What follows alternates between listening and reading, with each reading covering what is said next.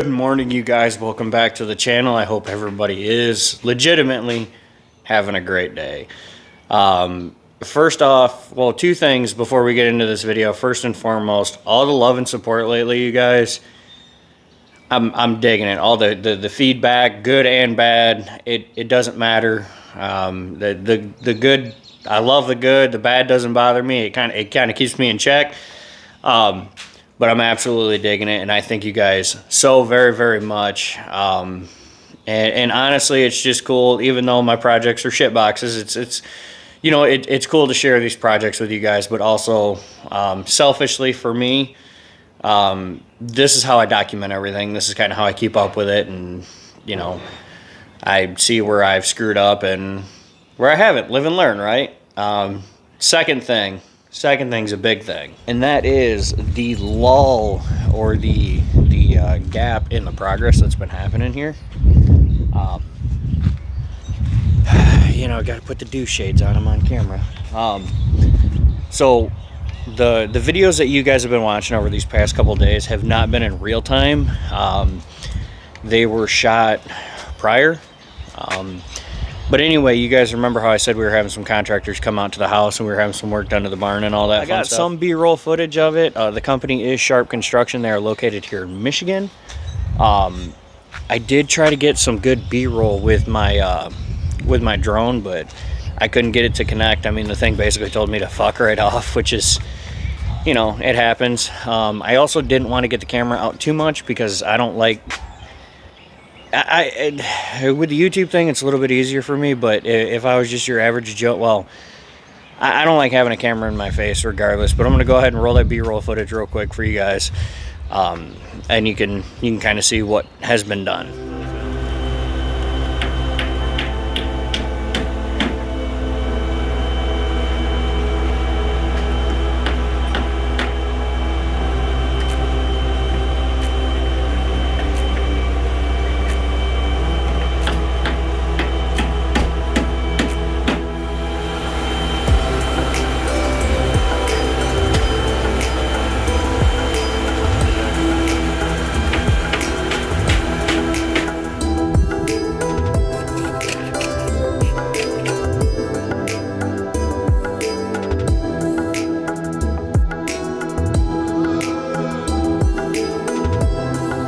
So now the roof has been done. That got replaced. As you can see, my wife has the, she's got the shutters off of the house. We do have brand new ones that are going on. They're going to be green as well to match the roof that's on the barn, and then the roof that they did last year on the house.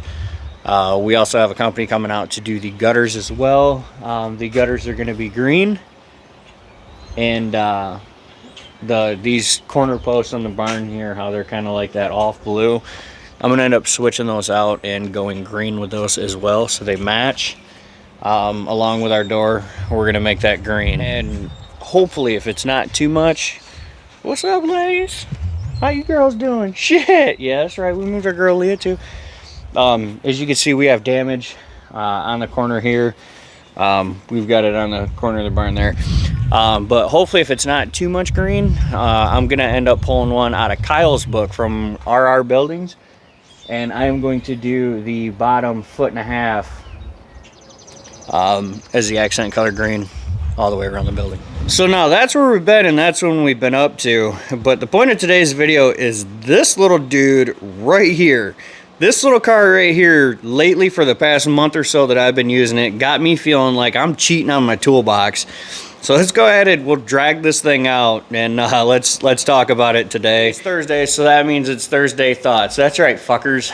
I'm not doing away with that. I just got lazy. Well, I didn't get lazy on it. The videos that I shot for it were trash, but we'll go ahead and roll the intro. Maybe not, depending on how long this video is.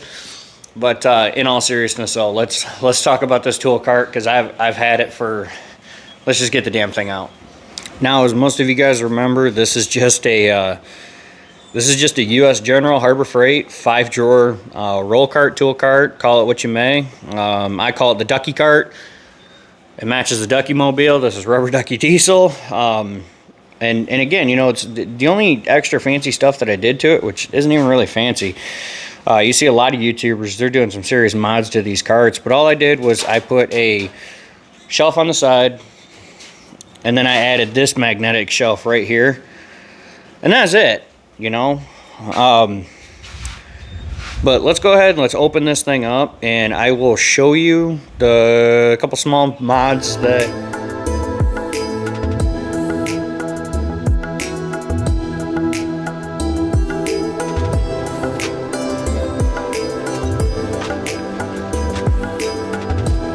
Alright guys, let's do a quick walkthrough here on this box. Up top here, we have some screwdrivers. One of my favorite ones right here, if I can reach it. I'm trying to do this without interfering. That's why. This little guy right here, this is one of my absolute favorites. I call these my little buddies. They're like chainsaw screwdrivers. These things are amazing. Absolutely love them. And then I've got another, which you can see is a well-worn flathead screwdriver. If you know, you know, man. Most of you guys out there, you got two little screwdrivers that are your favorites. Those are mine. We got two shorty square shanks, which matches the rest of the set over there. We've got full nut driver, Torx bits, flathead, Phillips head over there. We have another Craftsman nut driver, torque driver over here, whatever you want to call it. And then we just have some cheaper pry bars, which these things, I mean, from doing OBS Duramax swap, which is over here, Lana, who's over there, we did some work on Lola, who's over there, and Sally, who's right behind us. This box is, it's done me justice. We got our Craftsman light here. We have our channel lock 1/2-inch torque wrench here.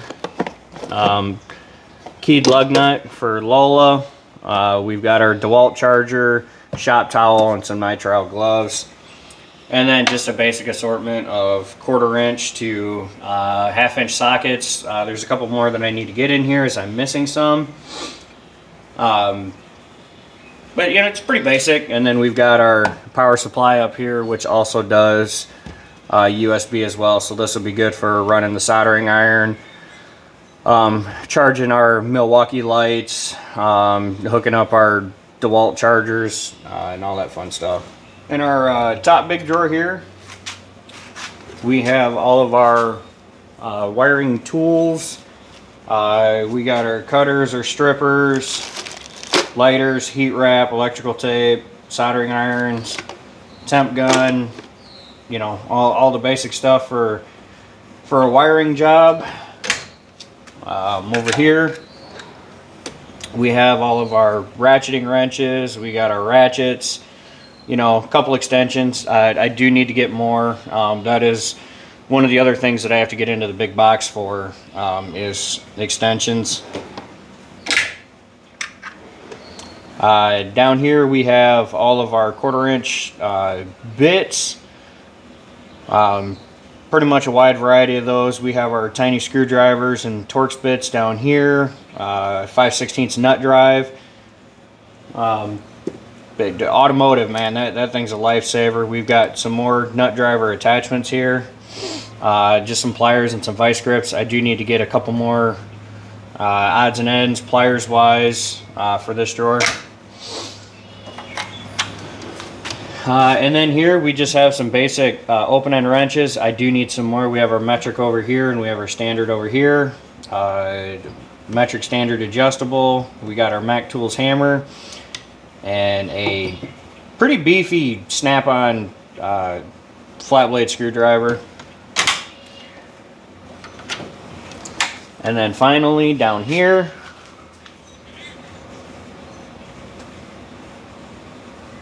we have all of our electrical connectors, our dielectric grease, our Delphi connectors, pins, fuses, battery connectors, all that fun stuff.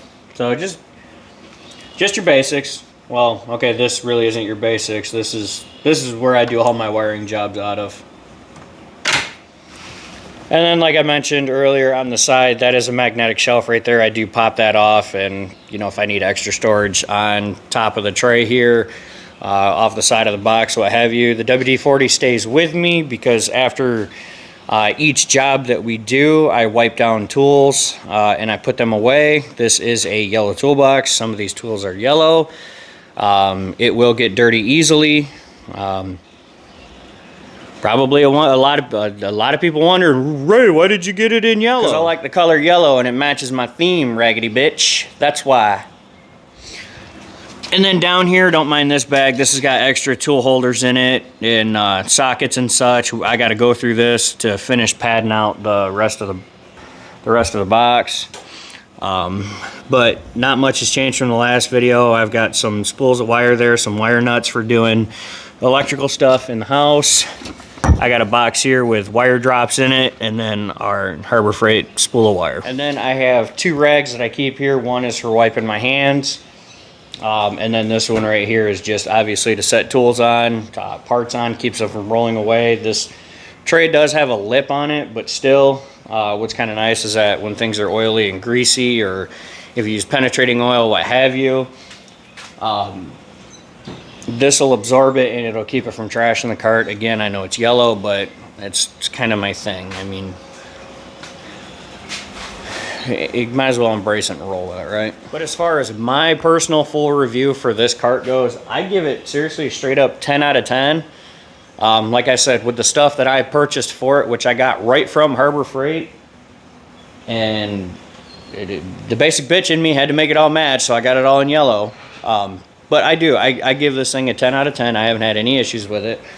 Other than the lock on it is kind of generic, which I tried to do some cinematics in the beginning of this, but it just, you know, sometimes the lid sticks. And it's starting to rain.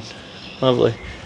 But in all reality, the past month and a half that I've been working on it, I mean, for those of you guys that have been around, been watching my videos, one, thank you for that, but I've been working out of this thing and I absolutely love it. Like I said, this thing got me cheating on my big toolbox back there. So that's also the whole purpose of why I've been doing nothing but work out of this box, is because 1, I've been adding tools to it because I got to see what I'm missing. 2, how do I know that I can work out of this thing if I've never worked out of it, you know? So the more that I use it, the more that I get comfortable with it, the easier that it is. You know, if something breaks, you're not sitting there freaking out, oh shit, do I have this or do I not?